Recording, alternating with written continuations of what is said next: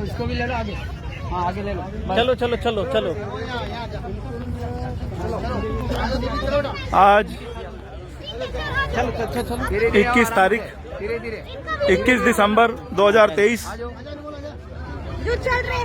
ये muscular dystrophy के बच्चे हमारे बीच में, समाज के बीच में, सरकार के बीच में, दिल्ली के अंदर जाने कहां से, कोई बिहार से, कोई रांची से, कोई झारखंड से, कोई राजस्थान से, कोई गुजरात से, कोई बिहार से, कोई पंजाब से, कोई हरियाणा से, कोई हिमाचल प्रदेश जम्मू से, कोई बेंगलोर से है, कोई कर्नाटक से है, कोई तमिल, लगभग 26 स्टेट से, कहीं से 1 पेरेंट्स, कहीं से 2 पेरेंट्स, कहीं से 5 पेरेंट्स, कहीं से 10 पेरेंट्स मिलके ये हजूम आया है। ये पहले भी आए थे, 24 और 25 मार्च को भी आए थे और इन लोगों ने अपना प्रयास किया था कि मोदी जी जो विदेशों में हमारे बच्चों के लिए, हम बच्चों के लिए दवाई बन गई है, हम लोगों को जीवन दान दो। मस्कुलर डिस्ट्रोफी डीएमडी परिवार, हम बच्चों की एक ही मांग, जीवन दान, जीवन दान। ये बच्चा लिख रहा है, हमारे बच्चों की एक ही मांग, जीवन दान, जीवन दान। ये बच्चा अपने हाथ में पंफलेट लेके बैठा हुआ है, ये बताना चाह रहा है डीएमडी मौत है। ये पेरेंट्स हैं, आप इनके चेहरे से देख सकते हो, समझ सकते हो बच्चों का दुख, किस तरह से इस भरी सर्दी के अंदर 2-2, 3-3 दिन का सफर करके बिना बुकिंग की टिकट ट्रेनों में इन बच्चों को कैसे लाए होंगे, किस तरह की पोजीशन है इन बच्चों की।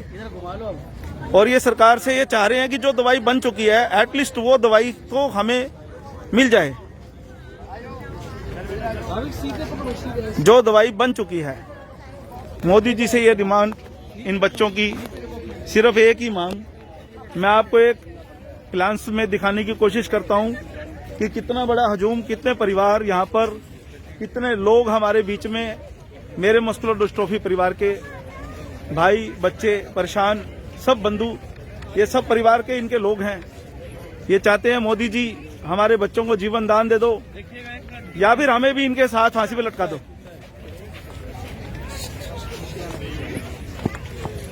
अगर हमारे बच्चों को जीने का हक नहीं है मोदी जी, तो हम भी नहीं जीना चाहते, हमें भी जीने का कोई हक नहीं है। ये मजबूर माँ बाप अपने चेहरों से अपनी ये बातें कहने की कोशिश कर रहे हैं, सबको समझाने की कोशिश कर रहे हैं। अपना दर्द शब्दों में शायद कोई बता पाए, आप एक माँ का दर्द भी समझ सकते हैं, एक बाप का दर्द भी समझ सकते हैं, एक भाई का दर्द समझ सकते हैं। कुछ अपने पोते को लेकर आए हुए हैं, कुछ किस तरह से करके, कैसे कैसे ट्रेनों में सफर कर करके इन छोटे छोटे मासूम बच्चों की जिंदगियों के लिए गुहार करते हुए ये बच्चे, ये पेरेंट्स, और जिनकी दवाई बनी हुई है। मोदी जी आप चाहें तो सब कुछ कर सकते हैं, भारत चाहे तो क्या नहीं कर सकता। जब G20 कर सकते हैं हम, हमारे दबे हुए मजदूरों को हम बचा सकते हैं, हम किसी भी तरह का कोई भी काम यूक्रेन रूस युद्ध के अंदर अपने सुरक्षित ला सकते हैं, कभी नंदन को वापस ला सकते हैं। तो क्या ये 60-70 हजार 80 हजार पेरेंट्स, माँ बाप, बच्चे जो परेशान हैं, और सरकार को ये पता है कि उनके पास बहुत से प्रोजेक्ट ऐसे हैं, बहुत से साइंटिस्ट ऐसे हैं जिन्होंने अपना प्रोजेक्ट दिया हुआ है। वो ये कह रहे हैं कि आप मोदी जी हमारा सहयोग करो, हम आपको भारत में ही वो सस्ती दवा जो कई करोड़ों रुपए में कहीं बनती है, हम आपको भारत में बना के देंगे। तो हमारी सरकार से ये गुजारिश है, रिक्वेस्ट है, हाथ जोड़ के नम्र निवेदन है कि हमारे इन बच्चों के जीवन को देखते हुए, इनकी जिंदगी को देखते हुए, इनके आगे के भविष्य को देखते हुए, इनके सोचते हुए, क्योंकि दोस्तों इन बच्चों के साथ साथ कहीं ना कहीं एक बाप मरता है, एक माँ मरती है, एक पूरा खानदान मरता है।